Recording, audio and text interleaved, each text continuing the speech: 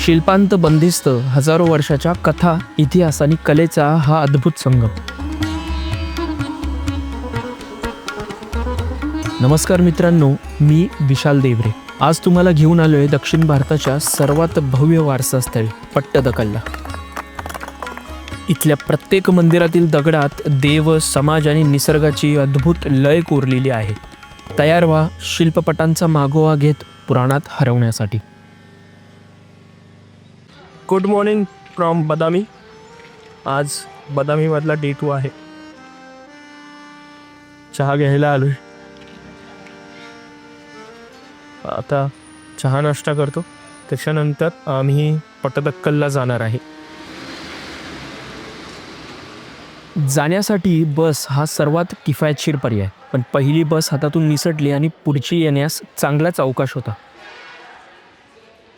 Actually ऑटोमध्ये जाऊन येऊ शकतो, ऑटोवाले थांबतात तिथं आपल्यासाठी, पण मी फक्त जायचे ऑटो करतोय.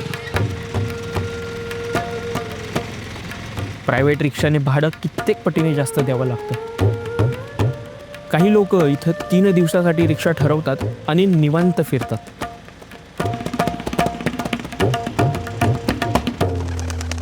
बदामीपासून 21 किलोमीटरवर असलेल्या पट्टदकलला मी आता पोचलोय आणि हा मागे पट्टदकलमध्ये असलेला मंदिर समूह.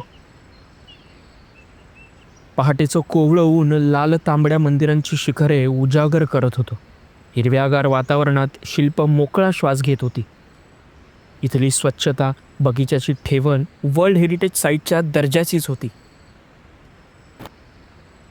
मलप्रभा नदीच्या काठी वसलेलं हे ठिकाण प्राचीन काळी पट्टदा किसू वळल म्हणून ओळखलं जात असे. उत्तर दक्षिण पसरलेल्या 9 मंदिरांपैकी 7 मंदिरे एकमेकांच्या अगदी जवळ आहेत. काडसिद्धेश्वर, जंबुलिंग, गलगनाथ, संगमेश्वर, काशी विश्वेश्वर, मल्लिकार्जुन आणि विरूपक्ष. तर काही अंतरावरती पापनाथ आणि 1 किलोमीटरवरती जैन मंदिर आहे.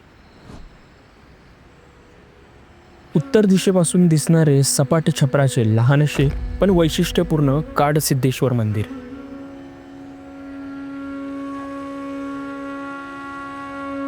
द्वारावर 5 द्वारशाखा, दोन्ही बाजूला द्वारपाल आणि खाली गंगा यमुना.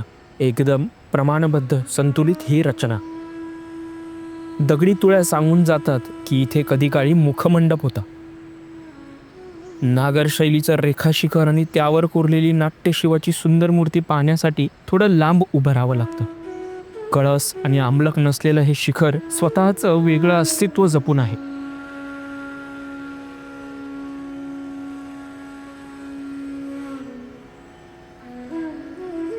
गर्भगृहाच्या द्वारावर मध्यभागी वृषभरूढ शिवपार्वती, उजवीकडे विष्णू, डावीकडे ब्रह्मा आणि आत शिवलिंग, जे आता पूजले जात नाही.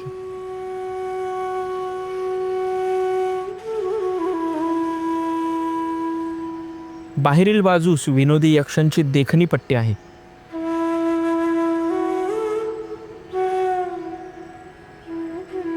मंदिराच्या तिन्ही बाजूस देवकोष्ठ आहेत, ज्यात दक्षिणेला शिव, पूर्वेला हरिहर आणि उत्तरेला अर्धनारीश्वराचे कोरीवकाम आहे.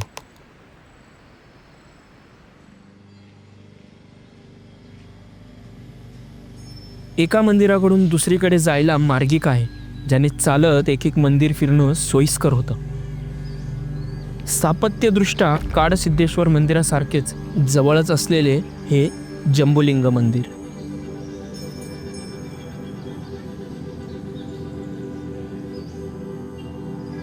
इथल्या ललाट बिंबावरील हे शिवपंचतत्वाचे शिल्पांकन. मंदिरासमोर असलेला हा नंदीमंडपाचा चौथरा.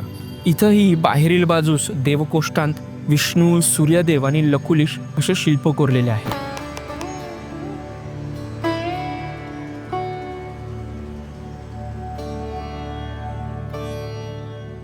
समोर आकाराने मोठं जे मंदिर दिसत आहे ते आहे गलगनाथ मंदिर. मंदिराला उच्च अधिष्ठान, पूर्वाभिमुख गर्भगृह आणि प्रदक्षिणा पथ आहे.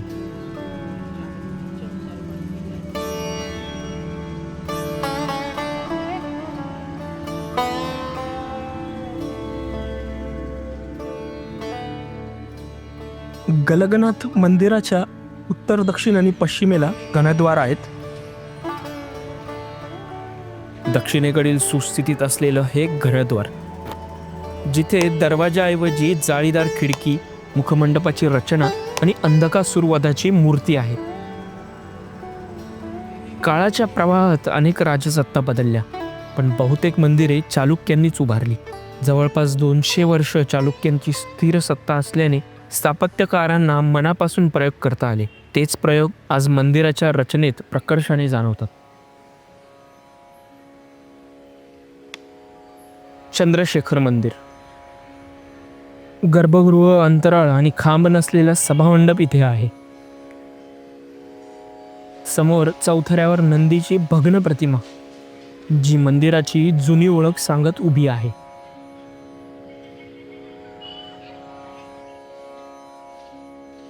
आतापर्यंत वाटेत लागलेल्या सर्व मंदिरांपेक्षा मजबूत आणि उंच अधिष्ठानावर बांधलेलं हे द्राविड शैलीचं संगमेश्वर मंदिर.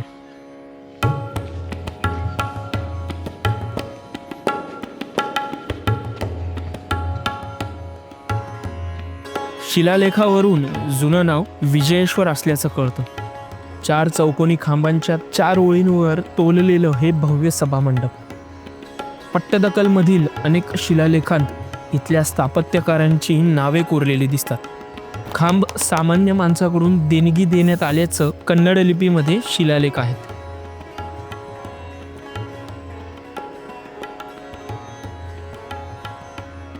याच मंदिरावरील 1162च्या एका शिलालेखानुसार राणी डेमलादेवी आणि मुलगा अचितदेव मंदिर पूजेस आले होते. पट्टदकल म्हणजे उत्तर आणि दक्षिण भारतीय मंदिर स्थापत्य शैलीचा अद्भुत संगम. द्राविड शैलीचे लक्षण म्हणजे मंदिराच्या बाह्य भिंतीवर शाल आणि कूट पद्धतीचे हार म्हणजे कमी उंचीचे कठडे बांधलेले दिसतात. द्विताल विमान पद्धतीचं चौरसाकृती शिखर संगमेश्वर मंदिराला आहे. बाहेरील बाजूस असलेल्या देवकोष्ठांत गजासुरवध, शिवमूर्ती, विष्णुमूर्ती, भूरवाह अशा काही मूर्ती आहेत. त्यातील काही पूर्णावस्थेत दिसून येतात. 6व्या शतकापूर्वी कदंब आणि त्याआधी सातवाहनांचे राज्य इथे होते. त्याचा पुरावा सापडलेल्या प्राचीन नाण्यांमधून मिळतो.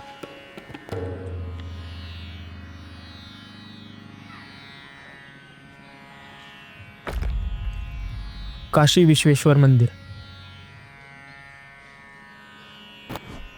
सभामंडपाच्या दोन्ही बाजूला 2 देवकोण आहेत आणि त्यात शैव द्वारपाल. द्वारशाखांच्या तळाशी गंगा, यमुना, सेवक आणि दाम्पत्य अशी शिल्पे आहेत. तर ललाटबिंबावर नागाची शेपटी धरलेला गरुड कोरलेला दिसतो. गाभाऱ्याच्या वर नागर शिखर, त्यावर आमलक आणि समोरच्या भिंतीवर नटराजाचे शिल्प आहे.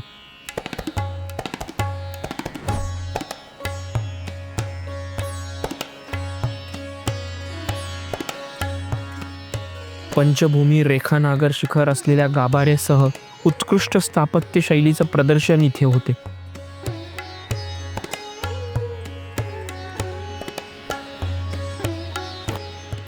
बाहेरच्या भिंतीवर अर्धनारीश्वर आणि जटाधारी शिव आहे, तर भिंतीच्या वरती फूलमाळा घेऊन उडणारे विद्याधर दिसतात.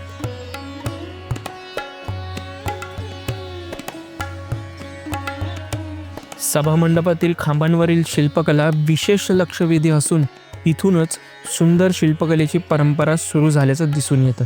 कारण येथील 4 चौकोनी खांब शिवलीला आणि कृष्णलीला दर्शवणाऱ्या शिल्पपटांनी सुशोभित आहेत. या शिवलीलांमध्ये रावण कैलास उचलतो, त्रिपरांतक शिव आणि कल्याणसुंदर मूर्तींचा समावेश इथे आहे. तर कृष्णलीलांमध्ये कालियामर्दन, गोवर्धनधारी कृष्ण आणि कंसाने पाठवलेल्या विविध राक्षसांचा वध दर्शवलेला आहे.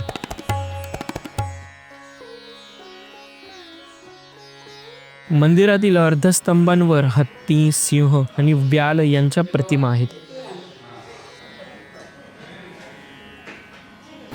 छतावर शिवपार्वती, स्कंद यांची मूर्ती कोरलेली आहे.